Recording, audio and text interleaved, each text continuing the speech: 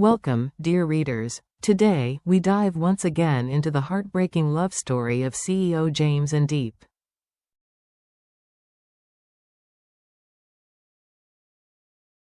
If you've followed the previous chapter, you'll remember that heartbreaking moment.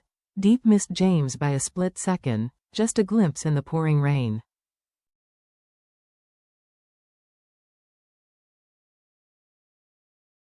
It seemed like their paths would never cross again.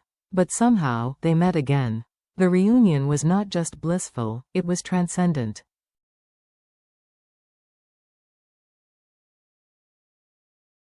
But of course, their journey doesn't end there.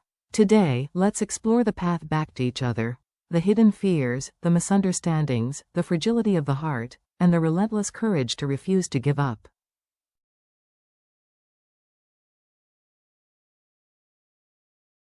Join me in feeling every pain, every glimmer of light, every turning point that shaped their reunion.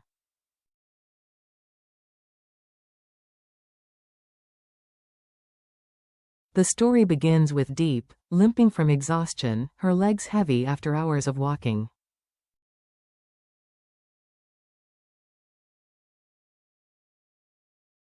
Every step weighs on her. Rain has soaked her shoes, her jacket barely keeps her warm.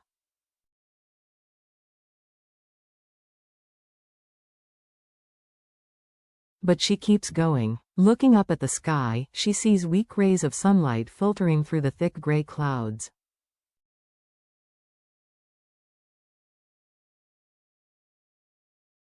Home is not far away now, but will she make it before dusk? Her pockets are nearly empty.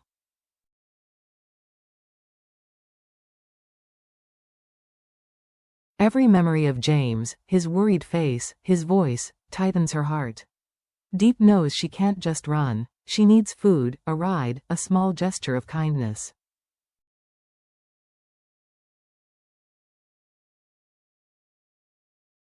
So she turns off the main road, following a narrow path beside the rice fields, chasing the hope of finding work.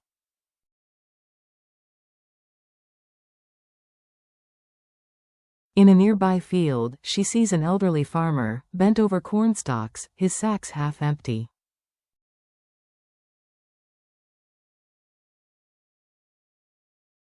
Without hesitation, she approached him, bowed humbly, and offered to help.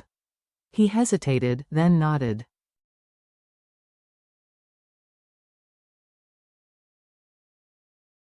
"If you don't mind the hard work, I need your help," he said. And so Diep set to work, the sun shining overhead, the corn stalks whispering in the wind, the dirt under her fingernails.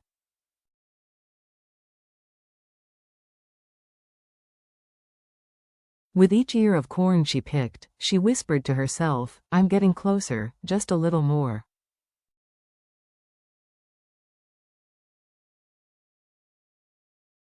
As the afternoon light faded, the work was done. The farmer gave her a small payment, not enough to get by, but enough to give her hope.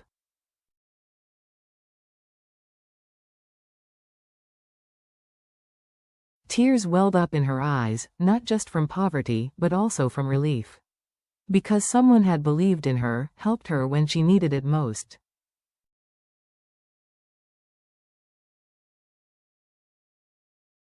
Clutching the money in her trembling hand, she pulled herself together.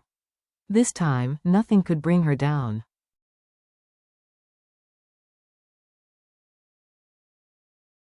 She continued walking, her eyes on the rain-slicked streets, until she saw a motorbike on the side of the road.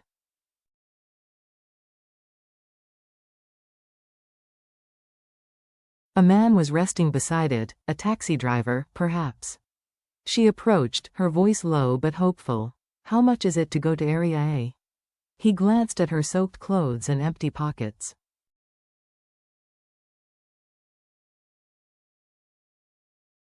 $500,000, he replied curtly. Diep's heart sank. She had nothing but a sliver of that money.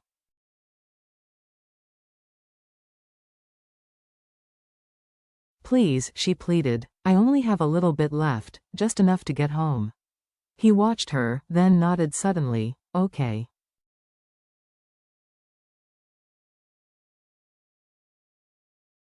Get on. Gratitude filled her, relief filled her. The ride began, the motorbike bouncing through the mud, past weed-covered roads, past isolated houses.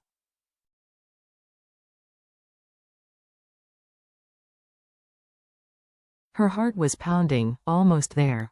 But just as dusk fell, the man stopped, in the middle of the road, in the middle of nowhere.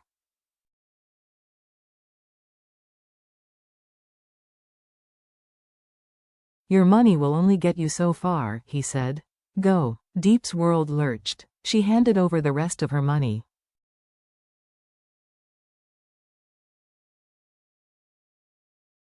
He demanded more. She had nothing left. He took back his helmet, gesturing coldly.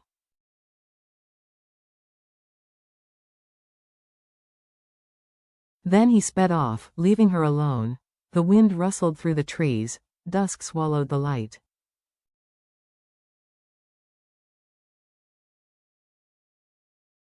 Disappointment weighed heavily on her chest. Tears fell without warning. But she didn't stop.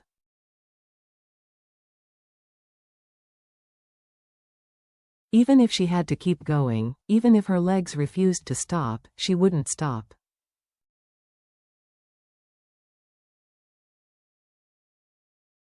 I can't give up, she muttered. I'm almost there. Then she heard his voice. Diep.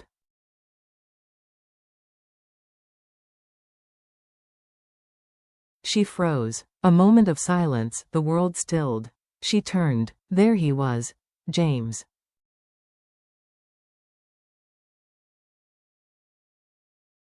Everything she'd hoped for, everything she'd feared she'd lose, flashed before her eyes.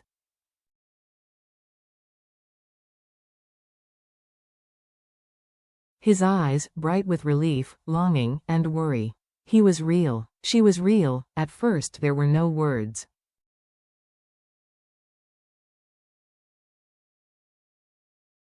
Just raw emotion. She ran as fast as she could, threw herself into his arms. Years of grief, nights of tears, the weight of hope, it all came rushing out.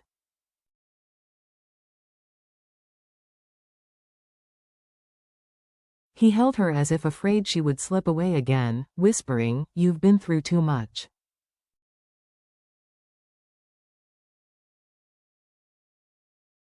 She didn't say anything, she didn't need to. Tears, trembling, pain, and longing, he held them all.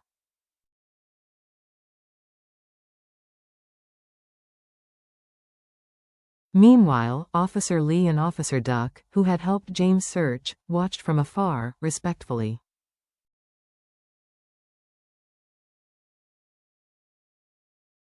Their hearts were heavy, their eyes filled with tears. They knew this moment belonged to just the two of them.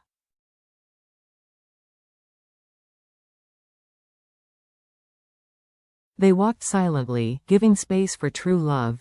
James gently helped Diep onto the motorbike, as if he were holding a fragile piece of glass.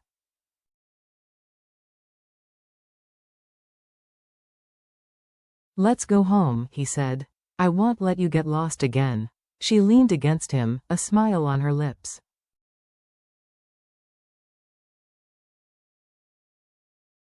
Together they rode, away from the dirt road and the despair, toward the house filled with memories, the shelter she had loved, known.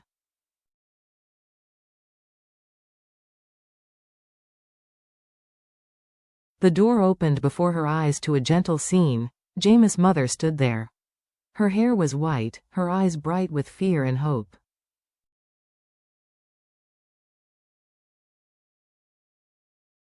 She pulled Diep close. My daughter, she sighed. Deep sobs, not of shame, but of release.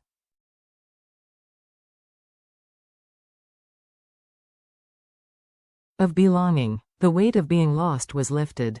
Tears fell. Not because the journey was over, but because love had brought them back.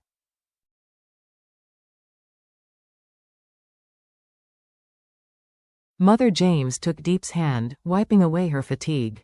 You've endured enough, she said.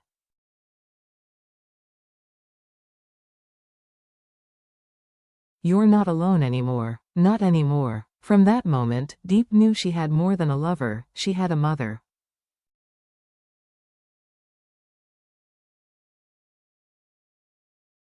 She had a family. She had a home. That evening, in a room lit by soft yellow lights, they gathered. Familiar faces, people who had helped, people who loved.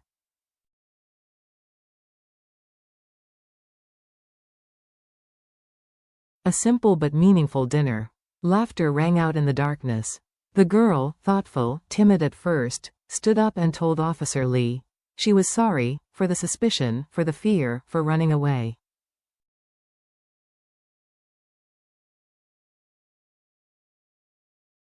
He smiled gently. It's okay, he told her. Anyone in your situation would be scared.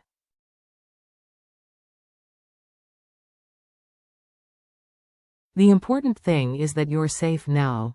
James squeezed her hand under the table. You don't have to carry that guilt anymore.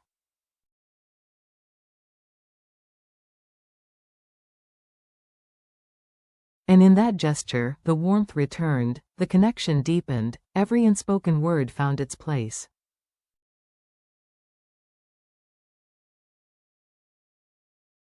Upstairs later, under the moonlight, they shared peaceful moments, leaning back against his shoulder, breathing his breath.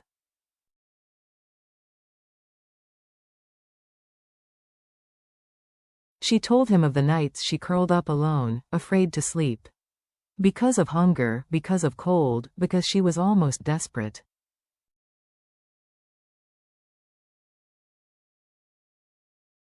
But she always thought of him. She held his face in her memory. And that sustained her.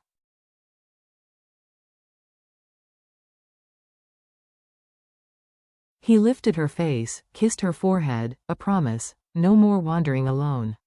No more storms without shelter.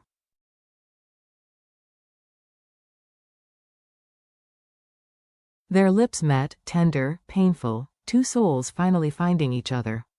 Quietly, gently.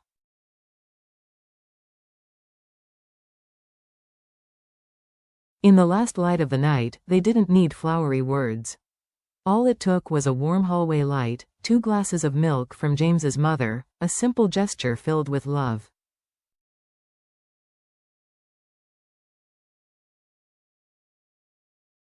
You're not alone. This house is yours, ours, she said. And in those arms, Diep knew, she had a place to rest.